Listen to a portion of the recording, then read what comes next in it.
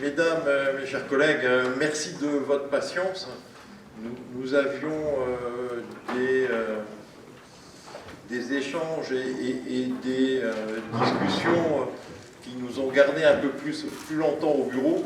On s'en excuse. Donc, si vous voulez bien, nous allons démarrer ce conseil communautaire.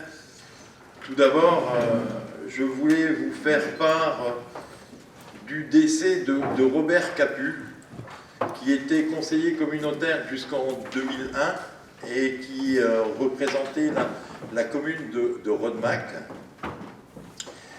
Et puis je tenais également à vous faire part du décès de Marcel Keff, qui était bien sûr un ambassadeur de notre territoire, mais même au-delà des frontières, représentait le Nord-Mosellan. Donc, en votre nom, je présenterai aux familles nos plus sincères condoléances.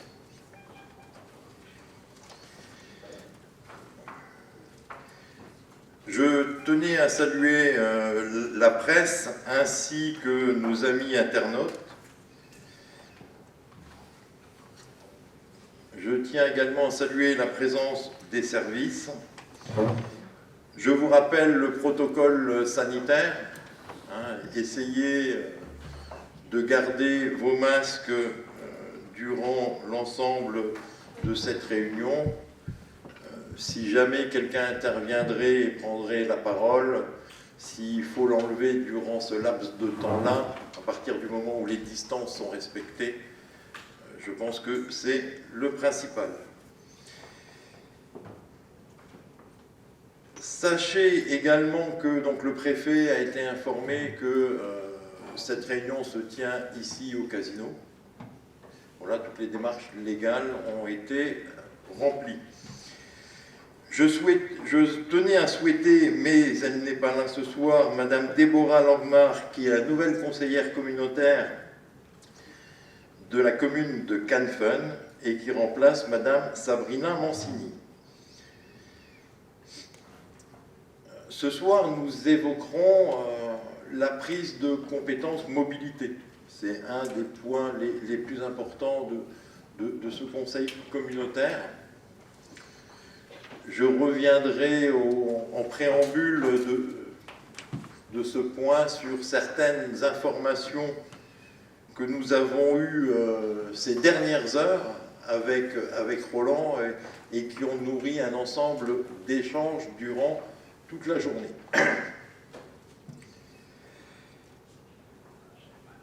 Je tiens également à vous donner quelques informations. Suite à des échanges que nous avons eus lors du bureau, nous avons lancé une campagne de mesure de présence du virus dans nos steppes.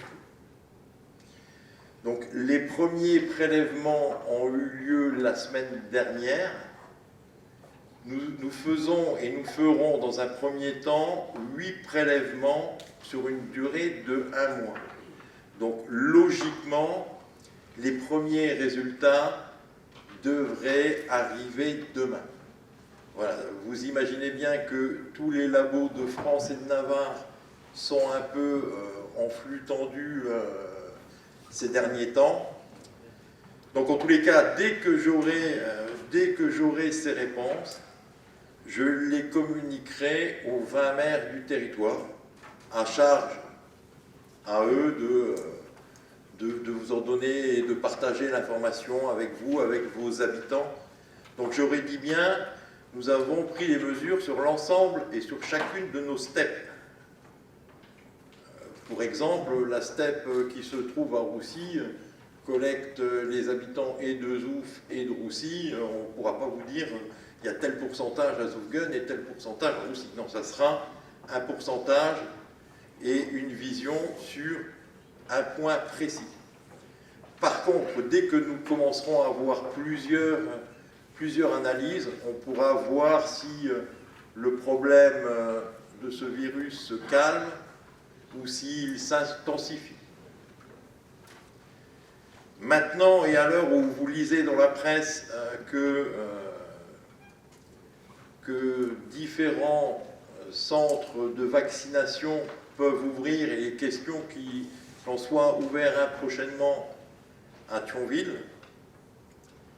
je vous répète que nous avons écrit également au niveau du territoire à l'État et que nous sommes prêts à pouvoir les accueillir sur ce territoire, et la communauté de communes a accompagné l'ensemble des démarches. Par contre, je pense que dès demain, alors je sais que une partie de ce travail a déjà été fait sur la commune de Étangeron, je pense que dès demain, je vais demander au service de recenser l'ensemble des professionnels sur tout le territoire qui seraient enclins à s'inscrire dans une démarche. Parce que je crois que si maintenant, et je crois et j'espère en l'arrivée des 30 000 vaccins mosellans, j'espère que la vaccination va pouvoir s'accélérer. Et je pense qu'au-delà du fait d'être prêt d'avoir des salles, il faudrait pratiquement livrer clé en main à l'État des dispositifs avec les gens de la profession médicale prêts aussi à se mobiliser. Voilà. Donc nous allons travailler de concert avec Étanges, et je crois savoir que Roland avait déjà recensé au niveau de sa commune les professionnels qui étaient prêts à s'investir. On va étendre cette démarche aux 19 autres communes de manière à avoir une vision plus large des gens qui pourraient intervenir. À l'issue de nos points établis, dans le cadre d'un point divers, Marie-Marthe vous présentera rapidement un document que vous avez dû avoir aujourd'hui dans vos mairies. C'est le PCAET, si je ne me trompe pas de mémoire et si je les ai mis dans le bon ordre. Et donc, elle vous expliquera rapidement l'importance de ce plan et surtout du fait que nous sommes dans une phase de consultation de la population. Alors, on n'est pas dans le dispositif qu'on avait souhaité, vu qu'au départ, on espérait pouvoir tenir des réunions d'information dans différentes communes du territoire. Bon, pour les raisons que vous savez, ça ne peut pas se faire. Donc, on va compter sur chacun des maires des communes pour que ce document soit publié aux habitants et qu'on puisse récupérer un maximum d'informations.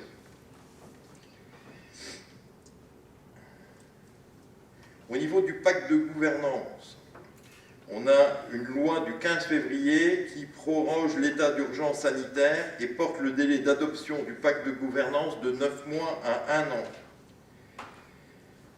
De la même manière, la compétence PLUI, suite à une loi du 15 février 2021 également, on peut, ce délai est là aussi prolongé. Bon, par contre, ce qui est important, et c'était une de nos craintes au départ, c'était que les premières communes qui avaient délibéré, que leurs délibérations ne seront plus prises en compte.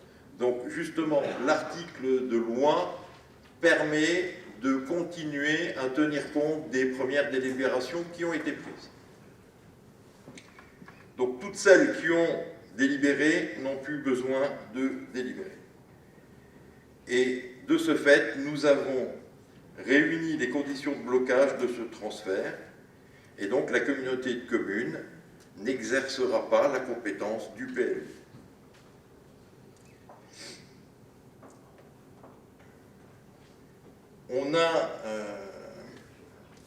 On a avancé sur le projet de territoire. Quand je dis avancé, c'est que la consultation est maintenant terminée. Sur 7 ou 8 candidats, 3 candidats ont été retenus et ces 3 candidats vont être auditionnés par un jury. Voilà, dès que les dates seront arrêtées au niveau du jury, eh ben, on vous les communiquera à titre d'information.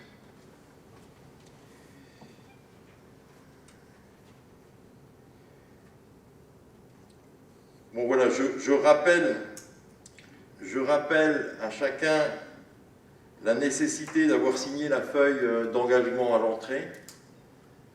Je vous invite à continuer à travailler au sein de vos commissions.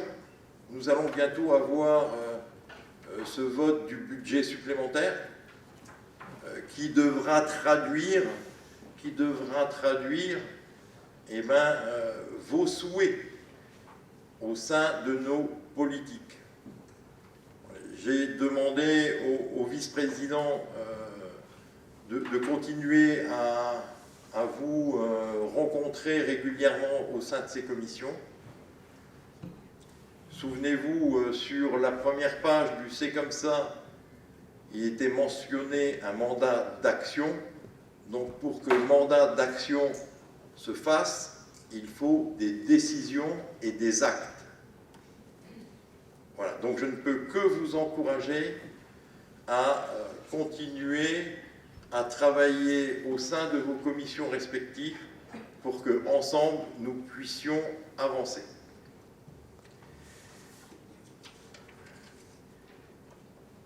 Au niveau du quorum, même si la loi nous autorise d'être un peu moins nombreux, le quorum est atteint. Vous savez que durant cette période, vous pouvez avoir jusqu'à 2 procurations chacun. Il nous faut désigner un ou une secrétaire de séance. En l'absence de Madame Déborah Langmar, la prime de la jeunesse revient à Céline Contreras. Céline, es-tu d'accord d'être secrétaire de séance pour ce conseil? Merci beaucoup. Si vous voulez bien, ce conseil est officiellement ouvert.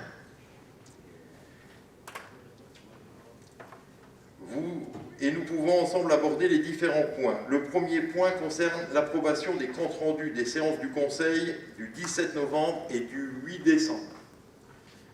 Avez-vous des remarques ou des questions sur ce compte rendu?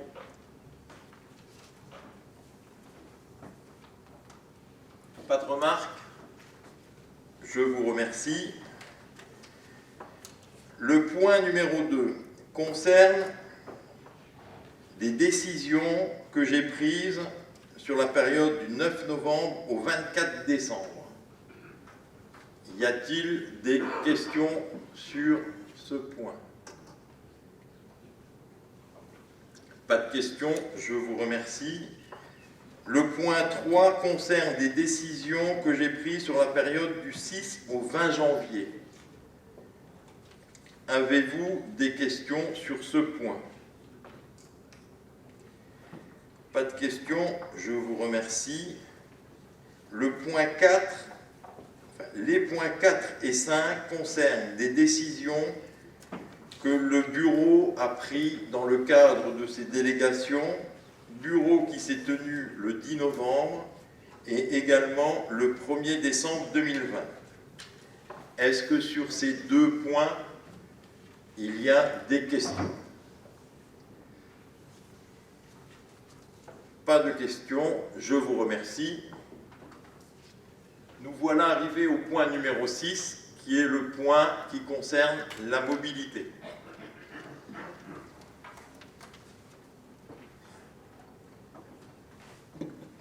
Donc depuis ce matin et depuis quelques jours déjà,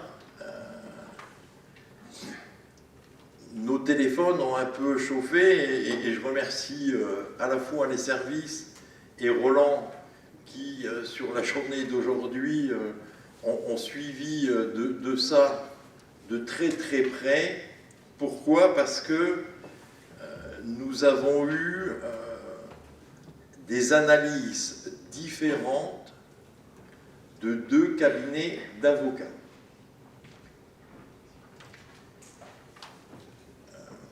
Des analyses différentes également et une traduction des techniciens du SMITU, au point que le président du SMITU a écrit ce jour à la préfecture pour avoir quelques précisions.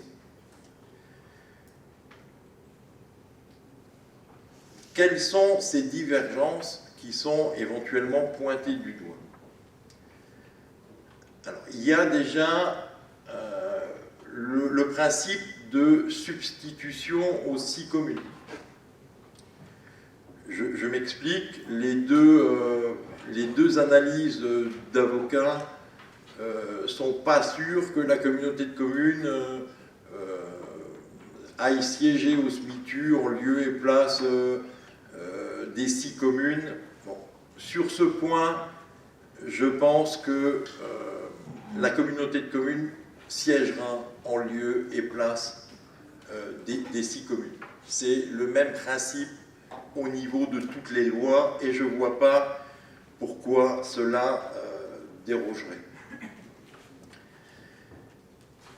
Il y avait aussi une des analyses qui disait que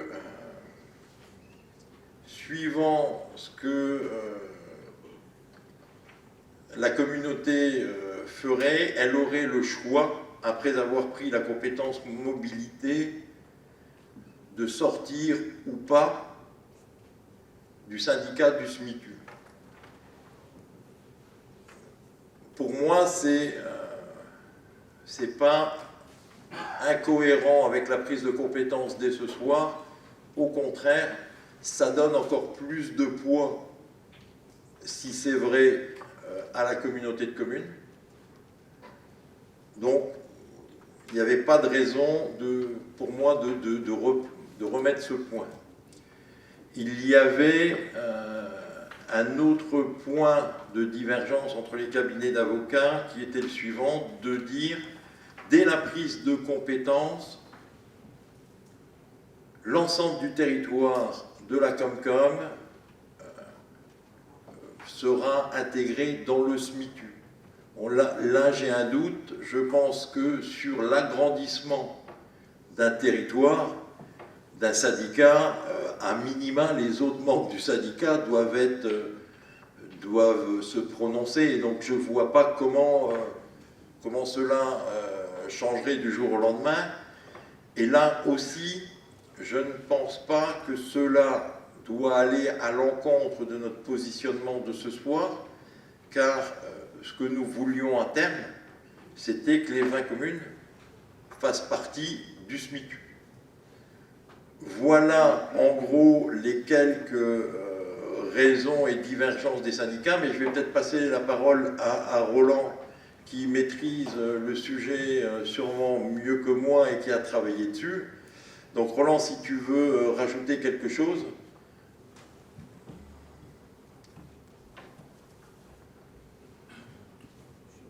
Chers collègues, je crois qu'on a beaucoup évoqué ce sujet depuis le mois de septembre. Je dirais que c'est vrai que les derniers rebondissements, croyez-moi, c'est au contraire de la pertinence de la communauté de communes, de la commune d'Étanges en tant que membre du SMITU, qui a souhaité encore saisir un cabinet d'avocats pour avoir une lecture. Il se trouve que les avocats, quelquefois, peuvent aussi avoir une lecture un peu différente. On le voit souvent à l'heure actuelle sur les plateaux de BFM, entre les scientifiques, les docteurs et autres. Donc il n'y a pas de gravité. Ce soir, le président vous a présenté, lors de cette séance de conseil communautaire, l'intérêt de prendre cette compétence. C'est le cas de 900 intercommunalités sur le territoire national. C'est pas négligeable. J'ai assisté à une visioconférence la semaine dernière où l'ensemble des représentants des intercommunalités validaient le principe de prendre la compétence. Beaucoup d'intercos du pays messin et du Sillon-Mosellan. je crois qu'on a véritablement tout dit. Et si un risque encore pouvait effleurer votre conscience, je vous ai dit, il faut déconnecter le principe de transport, de mobilité, le principe des structures. Et puis, pour ne pas vous faire de frayeur, sachez que ce soir, vous allez être appelés à voter. Chacun a le droit de voter. Pour nous, communes adhérentes, ça ne changera absolument pas nos préoccupations, les centres d'intérêt que nous pouvons avoir. Le lendemain, ça continuera. Mais il y a une protection qu'on doit vous mentionner ce soir, c'est que les communes, au travers de leurs conseils municipaux, seront appelées à délibérer derrière.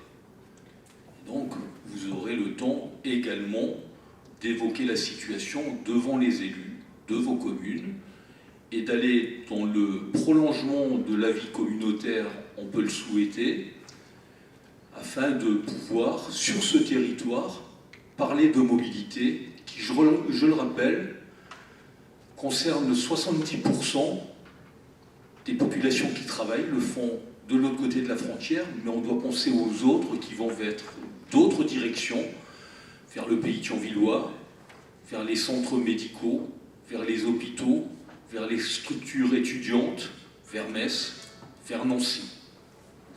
Je crois que ce phénomène de la mobilité, quelle que soit la taille de nos communes, vous en entendez suffisamment parler.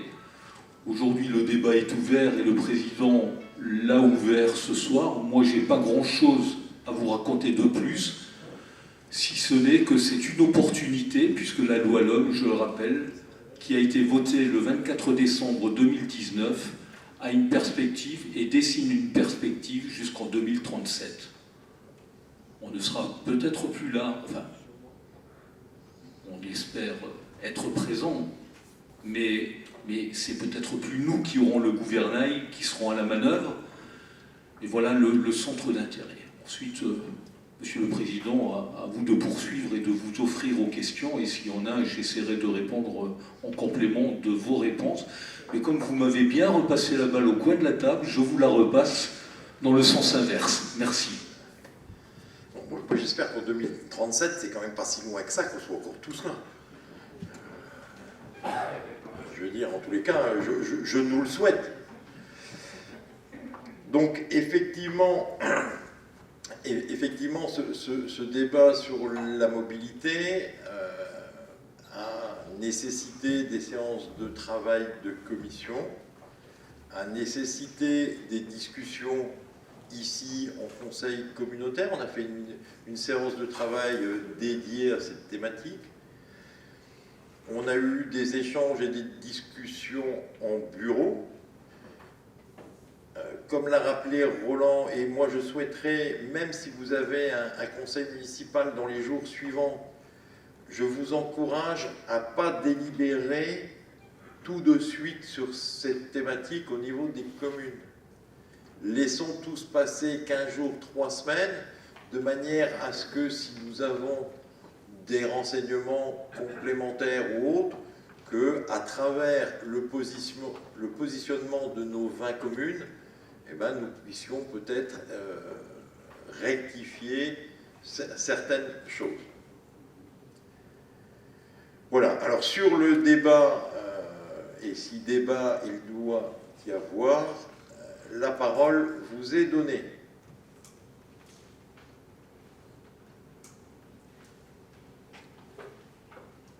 S'il n'y a pas de questions et de débats, c'est que le travail a été bien fait en amont. Donc si vous voulez bien, et avant de passer au vote, je vais quand même rattraper la balle au bond parce que j'ai oublié de vous donner les procurations qui étaient données pour cette soirée. Donc Madame Langard a donné procuration à Monsieur Bord, Monsieur Imer Joël a donné pouvoir à Madame Dacosta Brigitte et Monsieur Corman Olivier a donné procuration à Madame Mazzolini. Y a-t-il quelqu'un d'autre qui a une procuration? Monsieur Gonan est remplacé par sa suppléante, donc là il n'y a pas de procuration à voir. Voilà, donc s'il n'y a pas d'autre procuration que celle que je viens de mentionner, nous pouvons passer au vote. Qui est contre? Qui s'abstient? Ben écoutez, belle unanimité sur cette prise de compétence qui va avoir des vrais enjeux pour nos habitants. Et dans une vie politique, il faut des moments de courage et de choix politiques. Vous n'avez pas pris une option des plus simples, vous n'avez pas pris une des options les moins chères, ni une compétence sur laquelle on ne va pas investir beaucoup. Non, c'est tout le contraire. C'est une compétence où il y a des vrais enjeux. C'est une compétence où dans quelques temps, et suivant le calendrier que vous aurez fixé, d'où l'importance de la réflexion maintenant sur le budget supplémentaire, maintenant il faut que ça se traduise par des actes. Alors même si sur la mobilité en 2021, sur les transports en commun, on va être un peu chaud. Par contre, dans la mobilité, on peut avancer sur des voies douces et autres. Et donc ça, je pense qu'il faudrait, dès ce budget, une traduction forte de ce type d'engagement, de manière à ce que nos habitants ne disent pas, voilà, c'est des paroles en l'air. Donc en tous les cas, moi je vous félicite pour cette décision. Vraiment, c'est une décision qui va dans le sens du temps et qui est d'intérêt général pour notre population. Donc merci à vous. Si vous voulez bien, nous pouvons passer au point suivant qui concerne le pacte de gouvernance. Donc ce pacte de gouvernance, vous avez déjà pu en discuter et en délibérer au sein de vos communes. Certains ont pu se prononcer sur cette thématique. Certains, suivant leurs réponses, on les a juste réinterrogés parce qu'on ne comprenait pas des fois certaines questions. Je dirais qu'ensuite, les choses ont été plus claires et l'ensemble des communes aujourd'hui a pu s'exprimer. Donc il vous revient à vous, conseillers communautaires, d'entériner ce pacte de gouvernance. Y a-t-il des questions sur cette thématique? Pas de questions, on peut passer au vote. Qui est contre? Qui s'abstient? Je vous remercie. Oui, ah pardon. Oui. Alors, le mieux, c'est d'aller peut-être au pupitre. Non, elle est contre. Ah, au niveau du vote, vous n'avez pas de questions, vous êtes contre. D'accord, ok. Vous êtes contre. Est-ce qu'il y a d'autres personnes qui sont contre? Non. Est-ce que d'autres personnes s'abstiennent? Ok, je vous remercie. Le point suivant concerne un représentant de la communauté de communes au sein de l'Assemblée générale de la Saône-et-Vabre.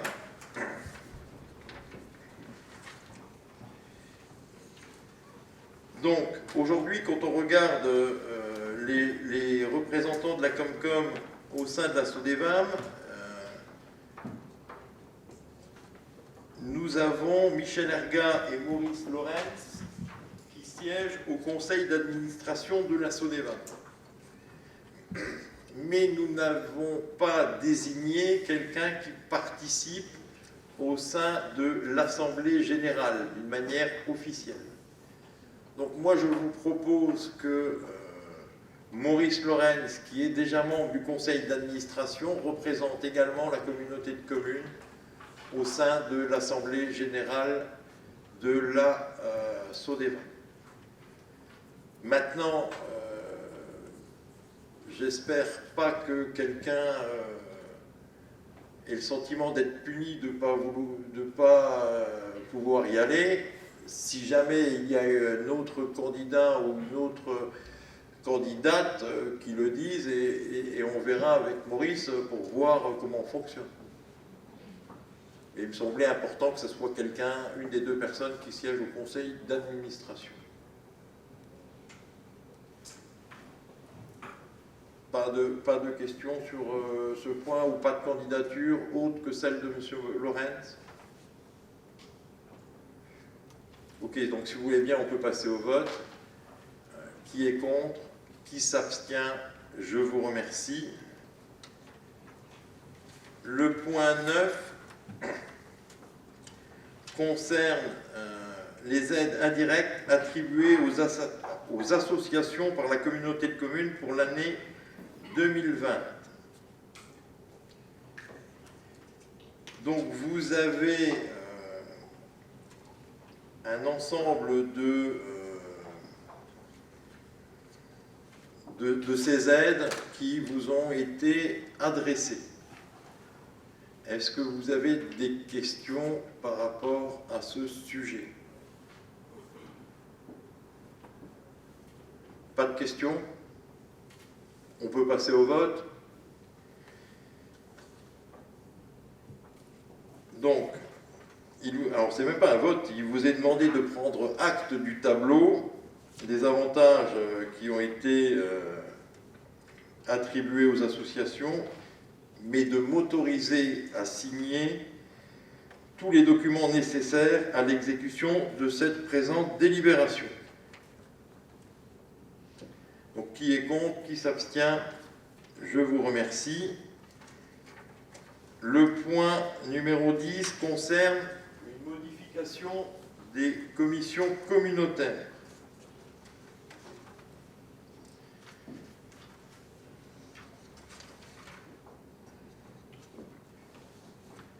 D'une part, c'est Madame Deroche qui souhaite participer aux travaux de la commission culture. C'est bien ça, Madame Deroche? Et d'autres points, c'est dans un premier temps, mais on la laissera s'exprimer après son retour, de considérer que Madame Langmar, qui est la nouvelle déléguée de CanFun, remplace l'ancienne déléguée de CanFun au sein des mêmes commissions. Non, il y a un changement, Denis? Oui, elle ne souhaite rentrer que dans la commission environnement. Donc elle irait dans l'environnement, non? Sabrina Francini était dans l'environnement et la politique sociale. Oui. Elle ne souhaite intégrer que la commission de l'environnement, pas la politique sociale. D'accord.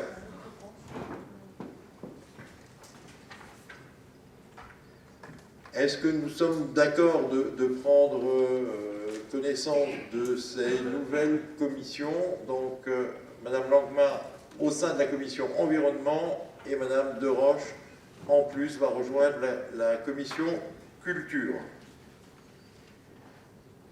Qui est contre? Qui s'abstient? Je vous remercie. Je vois Bernard Zener qui s'est levé chercher un micro. Ça devrait être le moment où je lui passe la parole ou pas loin? Pas loin. Le point 11 concerne la liste des marchés publics conclus par la communauté de communes en 2020.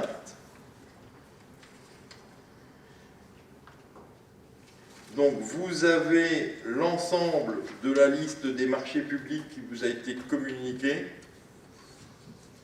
Est-ce que ce point entraîne des questions de votre part ou autre? Pas de questions?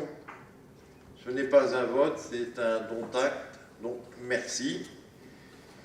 Et maintenant, je vais passer la parole à Bernard Zener. Merci, Président. Bonsoir à tous, pour ceux que je n'ai pas salués tout à l'heure. Donc, le point 12 concerne une décision modificative au budget général sous l'exercice 2021.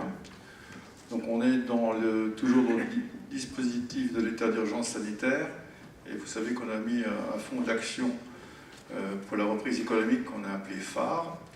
Et donc dans ce fonds d'aide d'action de reprise économique, en fait, on souhaite rajouter en section de dépenses un montant de 320 000 €. Et donc on conseille donc cette dépense supplémentaire par des recettes de fonctionnement en réajustant le montant de la CVAE pour 2021. Donc cotisation sur la valeur ajoutée des entreprises. Donc c'est pour d'une part équilibrer l'ensemble des recettes et des dépenses à 320 000 €. Et donc, pour pouvoir attribuer à nos entreprises, à travers le dispositif phare 3, qui est en cours d'action à l'heure actuelle, pour aider en tout cas nos entreprises à ressortir en tout cas et à reprendre leur activité, qu'on espère le plus vite possible. Donc il vous est demandé d'approuver la ventilation telle que présentée, d'approuver la décision modificative numéro 1, donc qui modifie les comptes du budget général pour l'année 2021 tel qu'énoncé, et donc d'autoriser le président ou son représentant à effectuer donc toutes les démarches à signer tous les documents nécessaires à l'exécution de la présente délibération. Ouais. Est-ce que, suite à la présentation de ce point par Bernard, vous avez des questions? Bon, c'est d'inscrire. Oui. Bernard, il a dit phare 3 ou phare 2? C'est phare 3. On est sur phare 3. Enfin, on avait phare 1 qui est parti, phare 2, et là on est sur phare 3. On a modifié un peu les règlements, et là, on peut peut-être expliquer, Michel, comprise économique, si tu souhaites, ou pas. Oui, je te passe le micro. Mais sinon, tu aurais pu aller là-haut, Michel. Mais voilà, laisse-lui son micro, comme il va le garder une paire de temps, là. Oui, donc en fait, on a fait phare 1 sur le premier confinement sur la période mars-avril, en prenant en référence les pertes de chiffre d'affaires par rapport à la période de mars-avril 2019. On a fait phare 2 sur le mois d'octobre-novembre avec les mêmes critères de mémoire, en prenant les pertes de chiffre d'affaires. Et là, on démarre phare 3 qui est destiné à toutes les entreprises qui sont en fermeture administrative. C'est-à-dire qu'on ne lit plus les aides aux pertes de chiffre d'affaires, par contre, on lit les aides à la fermeture administrative, c'est-à-dire aux entreprises qui ne sont pas en capacité d'exercer leur activité du tout, en excluant, comme le fait l'État pour ses aides ou pour son intervention, les possibilités de vente à emporter. C'est la différence entre les trois phares. Et donc phare 3 démarre au 1er janvier. Oui, il semblait important et c'est pas sorti de réflexion comme ça, ni au sein de la commission, ni au sein du bureau et des différentes instances. Sachez que j'avais, alors même si la commission avait eu la même idée, mais je crois que j'étais peut-être de 24 heures un peu plus rapide. Et j'avais invité en présence de Michel Erguin, de Roland Balcerzac, de Bernard Zenner, je crois que c'est tout, les banquiers de notre territoire, de manière à pouvoir échanger avec eux, bien sûr en général et sans parler de cas individuels, de la santé des entreprises du territoire. Et donc, ils nous ont confortés dans le sens de dire que pour l'instant, ça allait. Que le système avec les aides de l'État, avec les aides mises en place par la communauté de communes, par les aides de la région Grand Est, que le système tenait. Il faudra qu'on soit sûrement vigilant encore un bout de temps, voire en 2022, voire en 2023, parce qu'après vont arriver les phases où il faudra commencer à rembourser pour les entreprises et autres. En tous les cas, je sais que d'être en contact avec à la fois les banquiers, mais je crois aussi les différents cabinets d'experts comptables. Je crois que ça a été émis au niveau de la commission.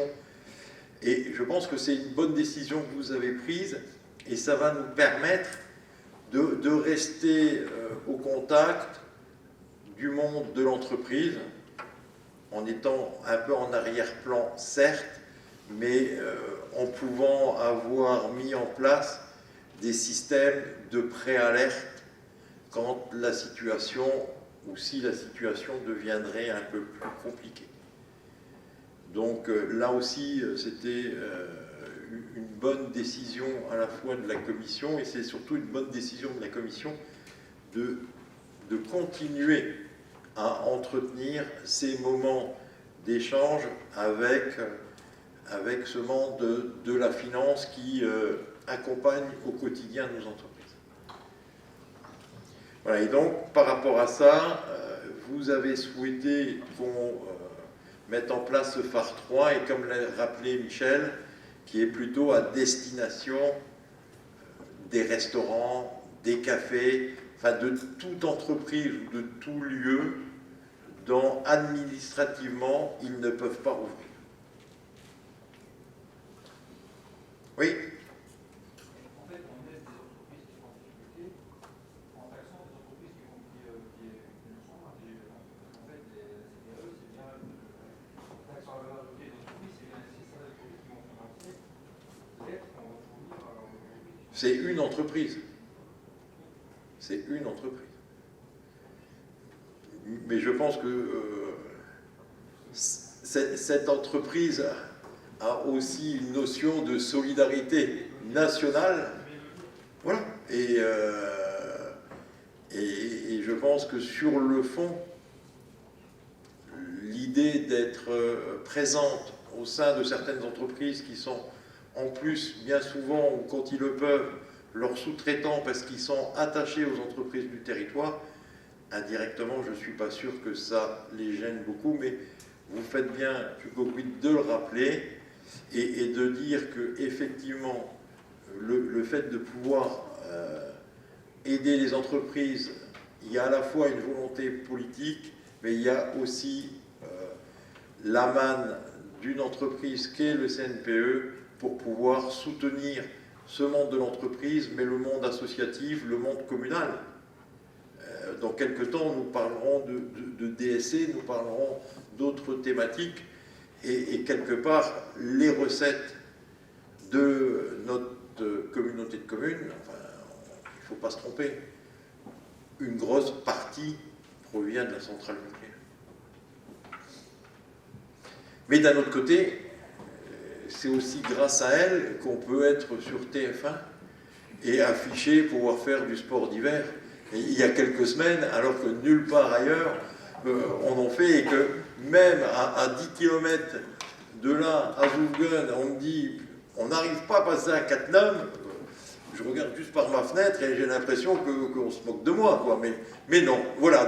Donc c'est aussi un autre avantage de la centrale, c'est que à l'heure où il était difficile de partir au sport d'hiver, ils nous l'ont livré sur place. Ça veut dire OK. Est-ce qu'il y a une autre question ou une autre remarque? Pas de question, pas de remarque, on peut passer au vote. Est-ce que quelqu'un est contre? Est-ce que quelqu'un s'abstient? Je vous remercie. Le point 13 concerne la communication des montants prévisionnels des attributions de compensation donc aux communes pour l'année 2021. Donc on avait déjà évoqué le sujet lors du conseil communautaire du 19 décembre 2019, qui a acté les attributions négatives et positives appliquées aux communes. Donc suivront la proposition de la commission locale d'évaluation des charges transférées, la CLET. Donc vous avez le tableau pour chaque commune sur les attributions à la fois négatives et à la fois les attributions positives donc pour 2 communes. Donc ces montants sont issus donc, des précédents transferts de compétences ainsi que la dernière mise à jour donc, calculée par la CLET qui s'est tenue donc, le 28 novembre 2019. Ces montants naturellement ne tiennent pas compte des potentiels futurs transferts de compétences, notamment comme la mobilité qu'on vient de voter au point 6. Donc, pour finir en tout cas sur cet exposé, donc, le bureau communautaire a donné un avis positif le 16 février 2021 et donc il vous est demandé de prendre acte de ces montants prévisionnels, les attributions négatives et positives à appliquer aux communes au titre de l'année 2021. Voilà, en gros, 2 communes reçoivent, Basrenchen et Cattenom, et 18 communes payent. C'est bien résumé. Est-ce qu'il y a des questions sur ce tableau? Pas de questions? On peut passer au vote. Qui est contre? Qui s'abstient? Je vous remercie. Le point 14 concerne l'attribution de fonds concours communautaires. Donc je vous passe l'ensemble des avenants qui sont passés. Donc il y a plusieurs dépôts et analyses des dossiers qui ont été présentés. Vous avez le tableau commune par commune. Voilà, je vous laisse découvrir en tout cas les montants qui sont exposés. Donc il vous est demandé de valider l'attribution des fonds de concours communautaires pour les communes qui figurent sur le tableau et donc d'autoriser le président à signer les modifications relatives à ces fonds de concours et donc d'accomplir toutes les démarches nécessaires pour exécuter cette présente délibération. Voilà, donc là, il n'y a rien d'exceptionnel. C'est les fonds de concours qui étaient octroyés à chacune des communes. Un ensemble de dossiers continue à être, entre guillemets, sélectionnés, complétés et autres, et on peut reverser les fonds de concours des communes, mais on est dans l'enveloppe par commune qui avait été définie à la base. Si pas de questions, on peut passer au vote. Qui est contre? Qui s'abstient? Je vous remercie. Le point 15 concerne la présentation des restes à réaliser 2020 sur l'exercice 2021. Donc, vu les circulaires et vu le budget primitif de la commune pour l'exercice 2021, qui a été donc adopté par le Conseil communautaire le 8 décembre, les restes à réaliser constituent donc un élément essentiel pour le calcul de la reprise des résultats et de l'équilibre du budget, ainsi que pour le contrôle de la sincérité des documents budgétaires. Et donc les inscriptions budgétaires et leur présentation au Conseil communautaire donc, ont un caractère obligatoire. Donc, dans le budget général, vous voyez qu'on a dans le chapitre 13 une recette de 143 747,82 €. Et dans les chapitres dépenses, dans les différents chapitres 204, 20, 21, 23 et chapitre 45, un montant de dépenses de 5 828 090,67. Là pour le budget général. Pour le budget d'assainissement collectif, nous avons un montant de reste de dépenses de 115 301,49. Donc le bureau communautaire a donné un avis favorable en date du 16 février et donc il est demandé au Conseil communautaire de prendre acte des restes à réaliser 2020 sur l'exercice 2021. Voilà, pour nos nouveaux collègues, je rappelle le principe de fonctionnement des restes à réaliser. Donc c'est des délibérations et des marchés qui ont été engagés avant le 31 décembre 2020. Et forcément, si les entreprises commencent à travailler dessus, si vous ne faites pas, et là je le dis parce que c'est valable aussi pour vous en mairie, si vous ne faites pas ces restes à réaliser, vous ne pourrez pas payer les entreprises tant que vous n'aurez pas voté votre nouveau budget. Donc posez-vous la question si vous avez, à travers des délibérations ou autres, engagé des travaux avant le 31 du 12, dans ce cas-là, il est important de faire ces restes à réaliser. C'est ce que nous faisons et ce que nous votons ce soir à travers ce point, ces différents chantiers qui ont été démarrés en 2020 et nous payons les entreprises et nous pouvons faire ça payer les entreprises. Est-ce que vous avez des questions? Pas de questions, on peut passer au vote. Qui est contre, qui s'abstient? Je vous remercie. Je passe la parole à Michel Erga. Merci Bernard. Merci Président. Le point suivant concerne, les 3 points suivants concernent en fait des conventions avec l'EPFL. Dans le cadre des conventions cadres qui lient la CCCE à l'EPFL, il y a aussi des conventions qui lient l'EPFL aux communes. Le point numéro 16 concerne l'extension de la durée de la convention EPFL pour la maîtrise foncière de la zone d'activité économique d'Étangerel. Donc, cette convention venait à échéance et on vous propose ce soir de la prolonger jusqu'au 30 juin 2022. Je croyais que vous allez faire les 3 points en même temps. Je peux faire la suite, pas de problème. Le point 17 concerne également une prolongation de durée de convention foncière, mais qui concerne le Rodmac et la maîtrise foncière d'immeubles Gas et Stark à Rodmac.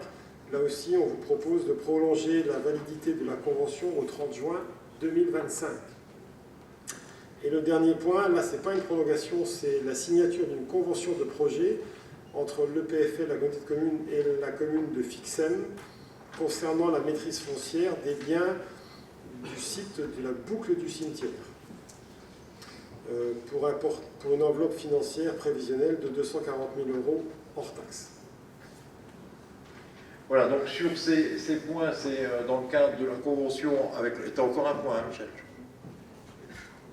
Ne te sauve pas si vite. Tu as la convention de participation au fonds de résistance. Alors, donc, si vous voulez bien, on va voter juste sur ces partenariats avec le PFL. Voilà, c'est à la demande des communes et suivant des extensions de manière à ce que le PFL puisse intégrer ces périmètres dans la convention. Est-ce que vous avez des questions? Pour ceux qui ne maîtrisent pas le PFL ou autre, n'hésitez pas à contacter à la fois les services de la Comcom, mais aussi Rachel, qui, je crois, siège au sein du conseil d'administration de l'EPFL. Ça peut être un bel outil pour vos communes, et je le répète, ça peut être vraiment un bel outil pour vos communes. Ça peut aussi vous aider à préserver certains lieux de vos villages ou si vous n'avez pas le financement nécessaire, si vous avez établi un zonage, le PFL peut apporter les moyens financiers pour pouvoir préempter et éviter que certains bâtiments sur lesquels vous pourriez avoir un projet dans les 5-10 ans à venir partent à des promoteurs ou autres.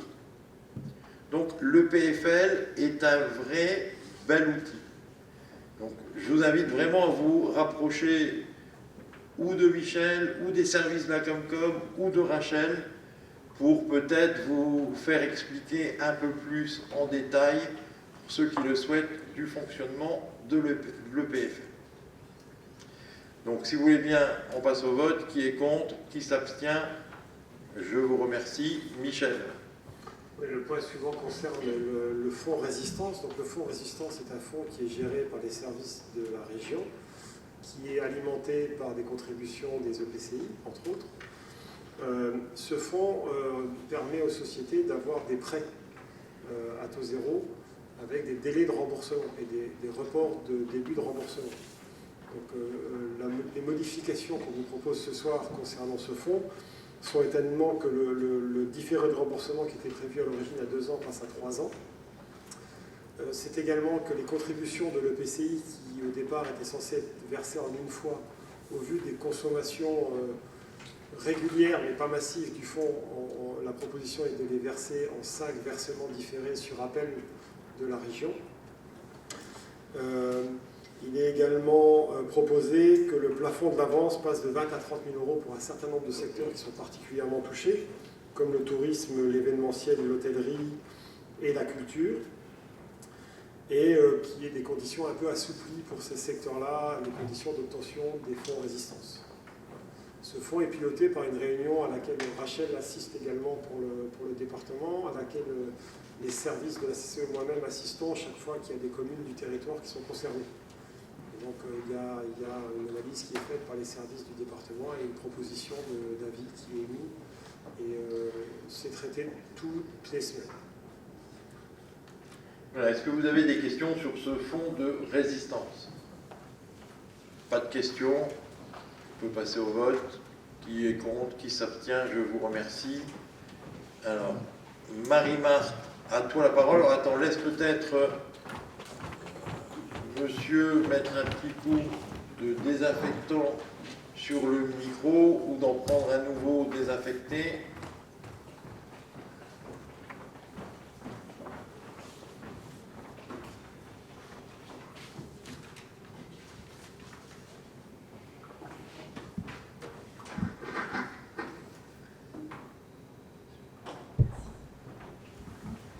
Alors ça va être très bref puisqu'il s'agit d'un annule et remplace une délibération du 8 septembre 2020. En fait, une erreur factuelle s'était glissée dans les subventions obtenues, qui avait été confondue avec les subventions demandées.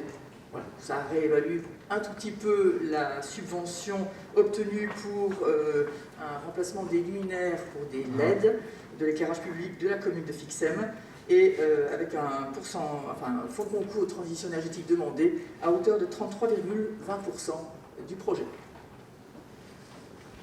Voilà, donc comme l'a rappelé Marie-Marthe, c'est un point qui avait déjà été délibéré, c'était une erreur qui était dans la délibération, cette erreur rectifiée. Est-ce que vous avez des questions?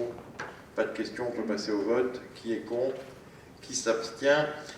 Marie-Marthe, je te remercie. Alors, attendez voir, monsieur. Peut-être que Marie-Marthe, pour éviter trop de nettoyage de micro, tu pourrais nous parler dès à présent du PCAET. Ok. Là, ça va être un peu plus long, mais je vais faire bref quand même. Le Oui. PCAET, je vous l'avais déjà présenté très brièvement pour brosser un petit peu le tableau initial.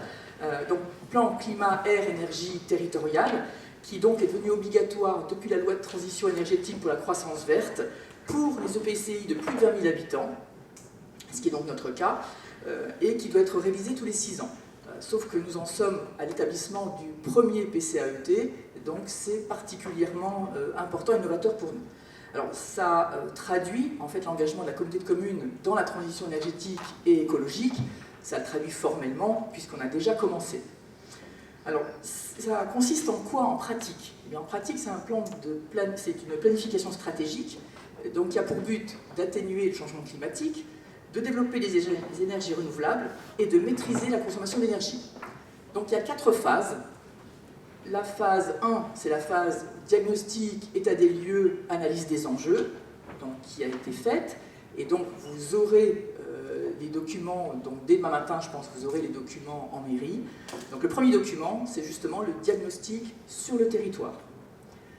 La deuxième phase, c'est la phase de stratégie. Donc c'est ce que nous avons travaillé avec la commission environnement tout dernièrement, en présentant ça sous forme donc, de propositions avec 6 axes stratégiques qui se déclinent. Alors, je vais juste vous citer les axes stratégiques. Donc le premier, c'est accompagner les habitants pour consommer mieux et moins. Le deuxième, développer les énergies renouvelables et permettre au territoire de s'adapter au changement climatique. Le troisième, encourager les mobilités alternatives. Le quatrième, engager la collectivité dans une démarche d'exemplarité. Le cinquième, améliorer les performances durables des entreprises et des exploitations agricoles. Et le sixième, poursuivre la politique volontariste de réduction et de valorisation des déchets. Alors chaque axe étant décliné sous forme d'orientation, entre 4 et 7 orientations suivant les axes, avec donc des propositions qui peuvent être pour certaines un peu iconoclastes ou provocatrices, mais c'est le but de la démarche. Si ce n'est pas la commission environnement qui le propose, qui le proposera. Et la phase 3, donc là on en est à la moitié, mais la moitié la plus facile, le plus dur est devant nous, puisque la phase 3, ça sera le programme d'action, et la phase 4, le suivi et l'évaluation des résultats. Alors, à ce stade-là, on doit engager une concertation publique. Or, bien évidemment, à cause de la pandémie, il n'est pas question de faire des réunions publiques, d'ailleurs souvent assez décevantes, il faut quand même bien le dire, puisqu'on retrouve 2 pelés, 3 tondus à chaque réunion, et encore avec des élus ou des membres des services. C'est quand même le cas, il faut quand même bien le reconnaître. Donc, ce que l'on vous propose de toute façon par obligation, c'est de faire une concertation numérique, mais qui peut passer dans les communes par la phase papier. Donc on vous envoie ces 2 documents, le premier étant, je vous l'ai dit, la phase diagnostic, et le deuxième, les axes stratégiques. Alors, le diagnostic vous sera présenté sous deux formats, le format A3 recto verso ou le format A4. Le format A3 vous permettant de le plier en deux et de mettre les axes stratégiques dedans. Bien évidemment, vous pouvez aussi le mettre sur votre site internet, je dirais sur votre compte Facebook, mais je ne suis pas sûr que ce soit bien le format de Facebook, mais moi j'en ai pas.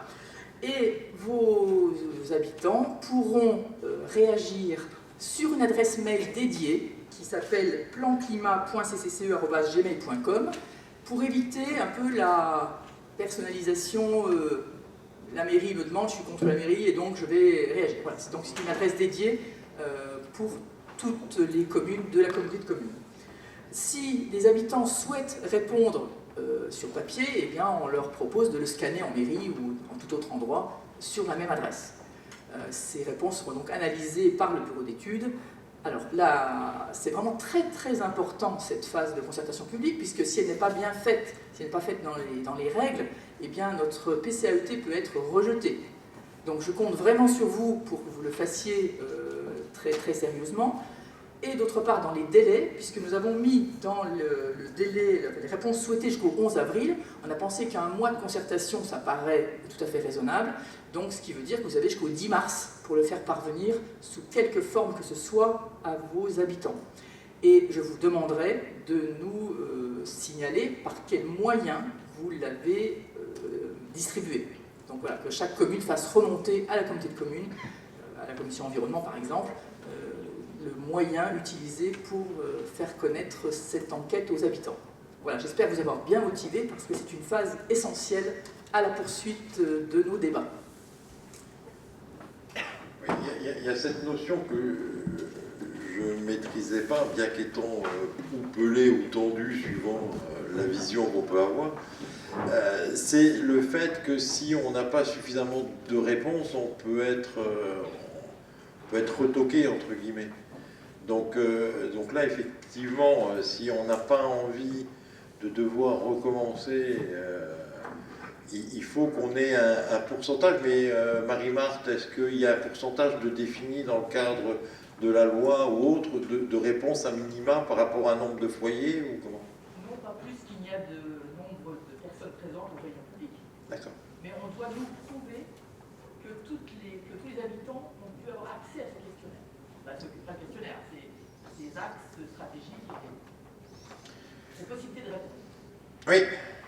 Pourquoi est-ce que c'est pas envoyé directement depuis les services À qui? À chaque habitant? Alors, c'est très compliqué parce que, comme le laisse entendre...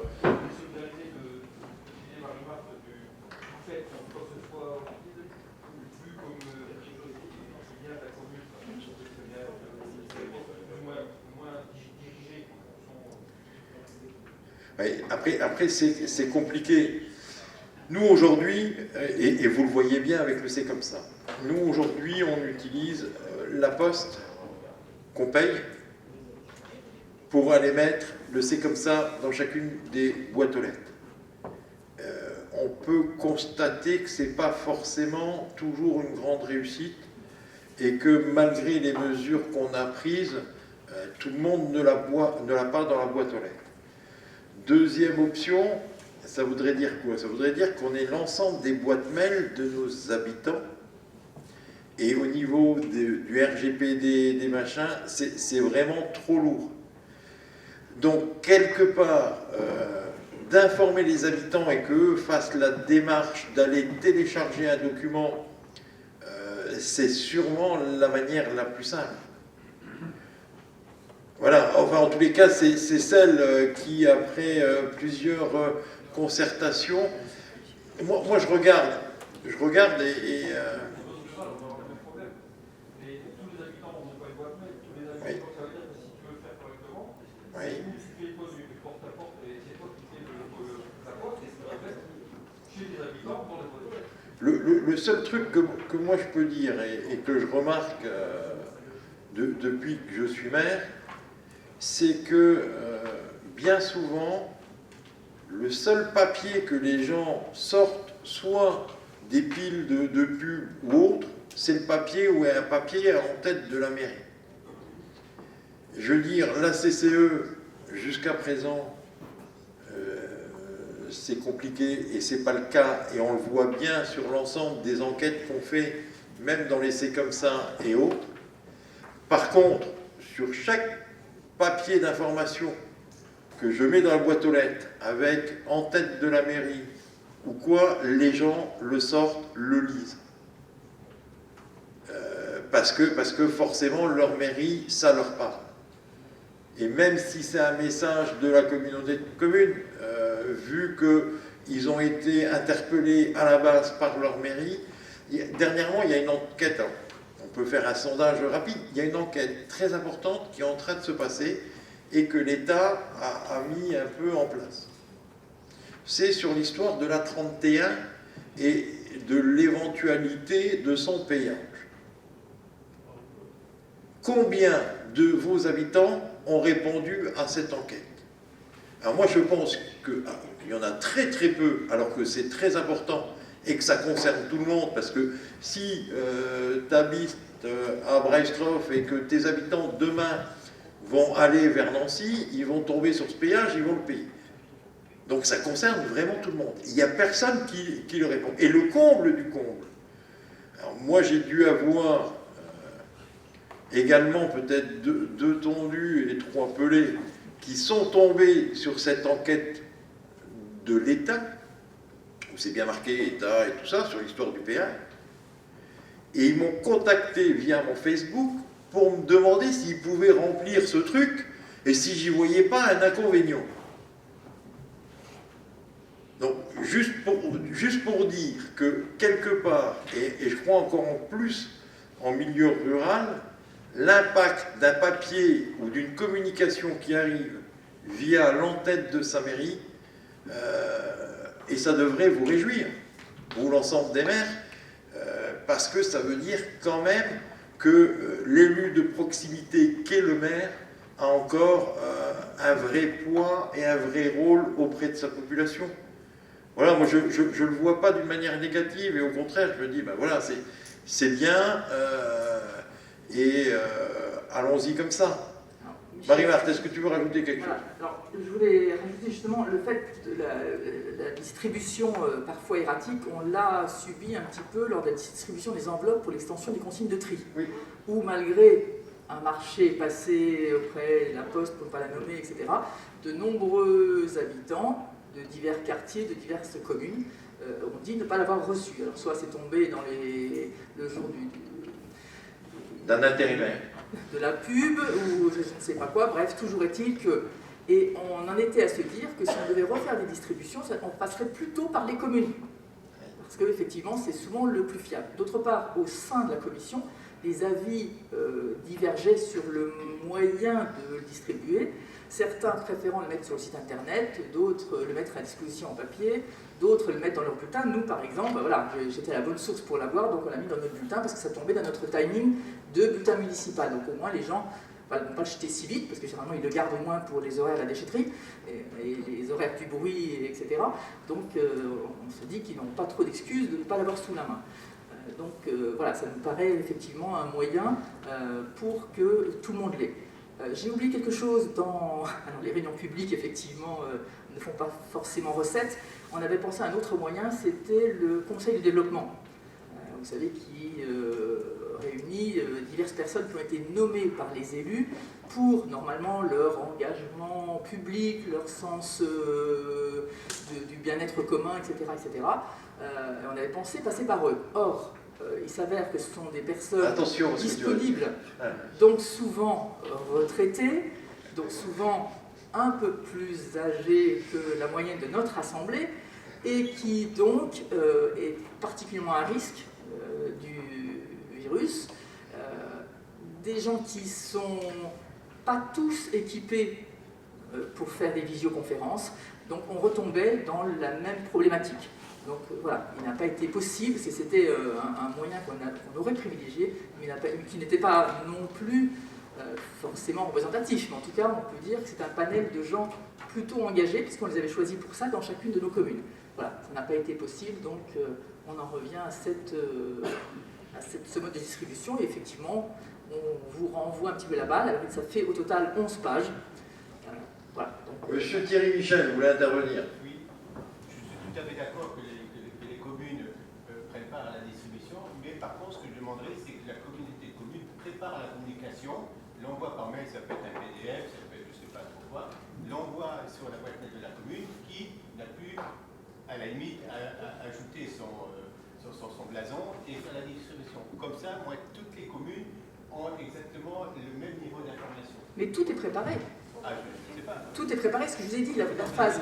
Il y a la phase, il y a les 2 documents que vous allez recevoir. Il y a le premier document, c'est la phase diagnostique, soit en format A4, soit en format A3 à imprimer recto verso et à plier en 2.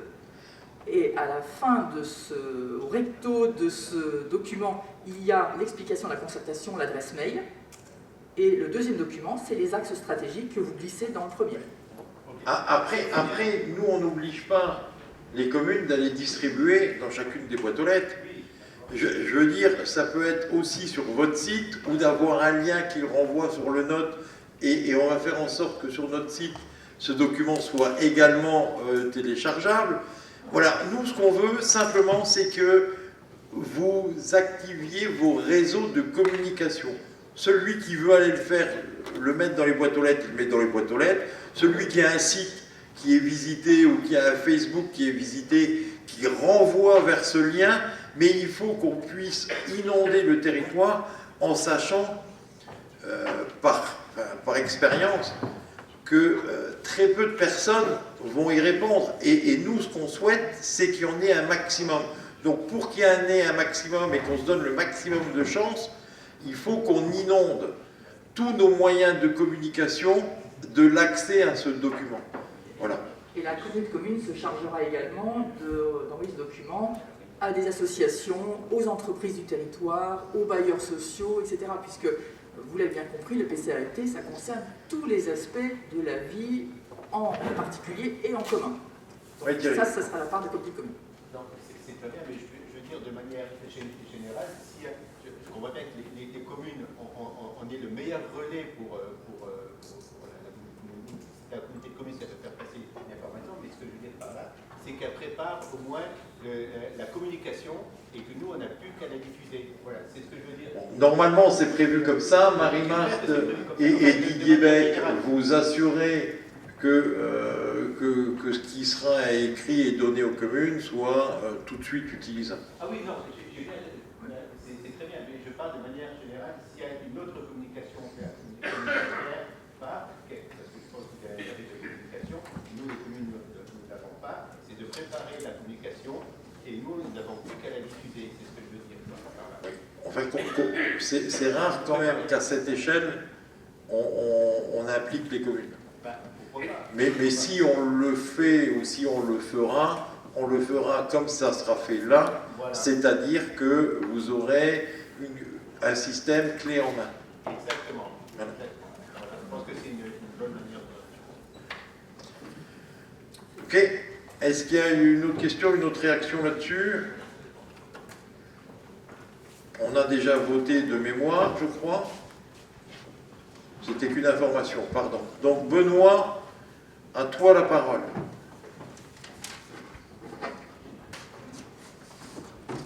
Dans le cadre de la compétence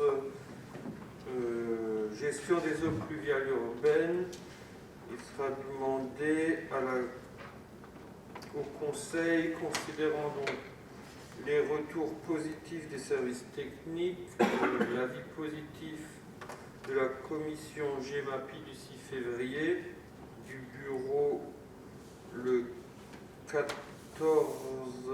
16 février, donc il est demandé d'accepter la reprise de l'intégration dans le patrimoine communautaire du réseau d'eau pluviale et d'eau usée, ainsi que le bassin de rétention du lotissement Les Moulins à Volmorange-les-Mines, et d'autoriser le président à effectuer toutes les démarches et signatures dans le cadre de cette reprise. Voilà, en résumé, vous savez que quand on a repris la compétence GEMAPI, 2 syndicats existaient sur le territoire. Par contre, ces deux syndicats, c'était l'Aquicelle et ses affluents, la Bollère et ses affluents. Le ruisseau qui passe à Volmerange-les-Mines n'était à ce moment-là à Volmerange-les-Mines et à Écherange, n'était dans aucun syndicat, et donc le but c'est d'intégrer aussi ce ruisseau au sein du périmètre communautaire. C'est bien ça, hein, Benoît? Là, c'est vraiment la reprise des réseaux, le lotissement. Ah oui, d'accord. Le lotissement, les moulins, le réseau interne. Ah oui, d'accord. Quelque chose d'assez classique qui se fait pour chaque lotissement à partir du moment où il est conforme. Ok. Donc là, je me suis effectivement emballé parce que je pense que le ruisseau des Moulins, on l'a déjà repris et on a déjà mené des études, je crois, dessus. Et donc là, c'est effectivement, comme l'a précisé Benoît, c'est le fait de réintégrer des lotissements dans le patrimoine assainissement de la communauté de communes. Est-ce qu'il y a une question? Pas de question. On peut passer au vote. Qui est contre? Qui s'abstient? Je vous remercie. Encore un peu de patience. Le point 22 concerne une motion pour un pacte de relance sur l'espace Nord-Lorrain. Vous en avez eu une copie. Cette motion concerne les millions d'euros qui vont être injectés dans le cadre du pacte de relance. Aujourd'hui, l'État, je résume la situation, souhaite qu'on réfléchisse au niveau d'un arrondissement et il nous semble plus pertinent, et notamment dans certains domaines, et on le voit bien, que sur des domaines de mobilité, qu'elle soit normale ou douce, enfin, si on veut constituer un maillage, il faut que ça soit pris à l'échelle de tout le département quasiment. Et donc ce qu'on voulait à travers cette motion, c'est pouvoir être autour de la même table au niveau de l'ensemble des élus dans un premier temps sur l'axe de la frontière jusqu'à Metz. Parce qu'il est important d'établir des maillages et des maillages au-delà de l'arrondissement, dans certaines politiques. Voilà en gros en quoi concerne cette motion. Est-ce que j'ai été suffisamment clair ou est-ce que vous avez besoin de précisions sur cette motion et avez-vous des questions? Vous n'avez pas de questions? Vous avez envie de rentrer, vous le dites comme ça. Donc si vous voulez bien, on peut passer au vote. Qui est contre, qui s'abstient? Voilà, avant de clôturer ce conseil communautaire, je vais laisser, et je vais inviter Rachel à se diriger vers le pupitre pour que elle nous annonce non pas sa candidature à l'élection départementale, mais j'espère que ça va bientôt arriver, parce que même si les dates ont été repoussées, c'est au mois de juin, qu'elle nous annonce la mise en place par l'OT de différents nouveaux services. Oui, merci Président. En effet, mes chers collègues, je suis heureuse de pouvoir vous annoncer donc pour les besoins du classement de l'Office du tourisme communautaire, mais également par rapport à certaines réflexions qui ont émergé du travail de l'actuelle commission chargée du tourisme. Nous déplorions, on va dire, un certain manque de visibilité de l'Office de tourisme communautaire et de ses actions. Donc à partir d'aujourd'hui, officiellement, j'ai l'honneur de vous annoncer donc le lancement à la fois du site internet dédié à l'Office du tourisme. Donc l'adresse pour y accéder est ot-ccce.fr, mais également le lancement d'une page Facebook dédiée au tourisme qui s'appelle Office du tourisme de Cattenom et environ. Donc je vais vous faire aussi un petit peu travailler, chacun et chacune. Je vous demande, si vous le voulez bien, et ça vous permettra aussi de vous tenir vous-même informé des différentes activités du territoire, que ce soit au niveau culturel, sportif, touristique. Enfin voilà, on va relayer les informations. Ce que je vais faire, je vais demander à l'équipe de l'Office de tourisme de diffuser cette information à destination des mairies avec les adresses et voilà. Vous pouvez, vous, bien sûr, bien évidemment, faire remonter à l'Office du tourisme les activités que vous allez organiser sur votre commune afin qu'on puisse aussi les relayer. Que puis-je dire d'autre, à part voilà, que je compte sur vous, sur votre collaboration, parce que lorsqu'on lance un site et puis notamment aussi une page Facebook, l'intérêt c'est de la faire vivre, qu'il y ait des interactions, etc. Donc voilà. Je remercie également donc le président pour sa confiance, pour nous avoir permis de mener à bien ces deux nouveaux outils de communication. Je remercie Estelle Chély qui est la responsable de l'OT et ainsi que ses 3 collaborateurs, et aussi Manon Turpin et Florian Redin qui nous ont aidés dans cette mise en place, puisque c'est aussi important de le souligner, je crois, c'est que nous n'avons pas fait appel à des prestataires extérieurs, et tout a été fait en interne au sein de la communauté de communes. Voilà, je vous remercie. Voilà, merci. Oui. Pardon? Oui, alors, concernant le site internet... Mais est-ce qu'on peut peut-être les envoyer dans le mail aux communes? Oui, ce sera mis dans les mails aux communes. Comme après, ça, on peut aussi mettre tous les conseillers communautaires en destinataire. Oui. Conseillers communautaires voilà. Plus mairie, on mettra tout ensemble. On l'enverra via l'institutionnel, le lien à l'ensemble des conseillers communautaires. On doit avoir l'ensemble des adresses mail, non? Oui. Voilà. Donc on vous le fera parvenir. out-ccce.fr et Office du tourisme de Cattenom environ. Ce qu'il y a de bien, c'est qu'elle n'abandonne jamais. Non. Elle reglisse son petite adresse quand même. Voilà, mesdames, messieurs, mes chers collègues, moi d'une manière officielle, j'en ai terminé. Est-ce que certains d'entre vous voulaient prendre ou voudraient prendre la parole? Eh bien, écoutez, encore merci. C'était une grande décision de prendre la mobilité. J'espère que vous avez tous sur vous vos attestations. Le couvre-feu étant dépassé. Bonne rentrée à chacune et à chacun d'entre vous.